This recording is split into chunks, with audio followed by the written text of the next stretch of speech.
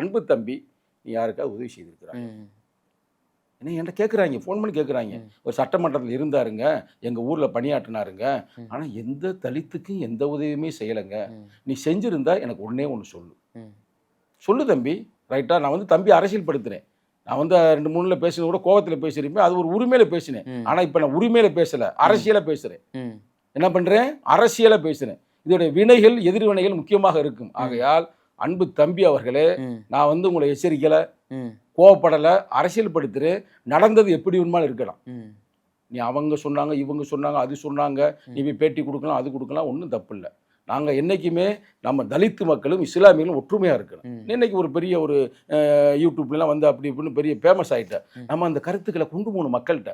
இன்னும் ஒரு ஆளை உருவாக்கி அவங்க மூலமாக கொண்டு செல்வதை விட 1000 சாணவாச தலைவர்களை உருவாக்க முடியும். அது ஒன்றுக்கு பெரிய கருத்து இல்லை. இருந்தாலும் உருவாக்கப்பட்ட ஒரு தம்பி, சின்ன முரண்கள், சரிங்களா? சீட்டு கிடைக்கவில்லை அப்படிதானே முரண், வேற ஒரு முரணும் இல்லைல்ல. அதனால் நீங்கள் வந்து கொஞ்சம் யதார்த்தமாக இதெல்லாம் உணர்ந்து மக்களுக்கு பணியாற்றணும். இன்னமும் சங்கி பயலுக ரொம்ப நம்மளை விட பயங்கரமா இருக்கிறாங்க.